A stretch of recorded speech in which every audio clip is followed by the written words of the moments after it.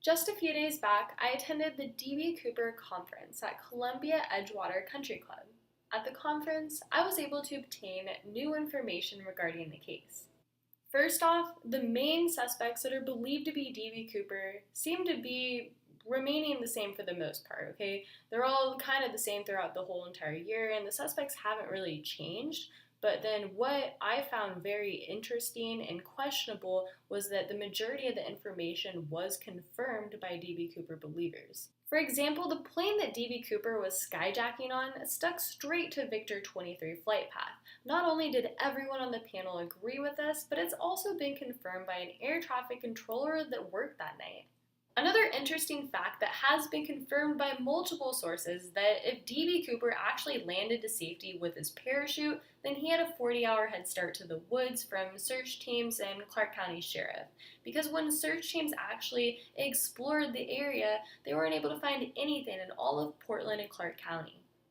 I know that when I was in the general vicinity of the FBI crime scene, that only seemed logical that you would actually head for the woods. Through the whole conference, it was really great that the panel members interacted with the audience so that we had a better understanding about the presentation.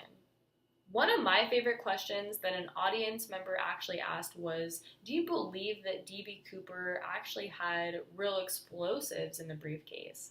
I was surprised to find out that all but one of the panel members denied the fact that there would be actual explosives in the briefcase for D.B. Cooper. Although the one member that did believe that there were actual explosives used had a really good explanation that was very logical, actually, through my opinion. So they were stating basically the whole entire idea that it would be possible to actually have explosives is if it was classic dynamite. Another really good question that I think really sparked my interest revolving around this whole entire case was, where did the money go? Other than the money that was recovered from the FBI, there hasn't really been any other evidence that the money has gone anywhere, that the money has been either saved, it's been banked, or it's been spent. If the money has already been banked or spent, it's almost nearly impossible to trace that back since the money has been circulating around, if that's possibly what happened. Now let's go a whole nother route and say that this money is buried, okay? Then this would have to be properly sealed without it being deteriorated to complete tatters. Just like the money that the FBI has left over is just completely torn up. I mean, it's still visible, you can still tell that it's money, but it is torn to little tiny pieces. It just barely resembles the actual bills for itself.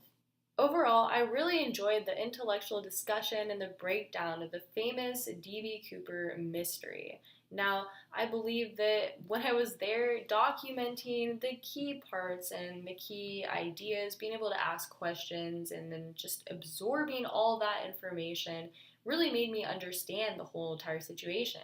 The D.B. Cooper Conference is an annual event, so be sure to plan ahead for next year if you have any questions or any concerns about any misleading type of information. This would be the perfect time for you to go there and be able to have your voice heard or be able to have the questions answered that are of your concern. Well, that's about all I have for this video, but I really wanted to thank everyone for staying in the loop on my update on the D.B. Cooper case. Make sure to check back on more videos because you never know what I'm going to post, so stay tuned.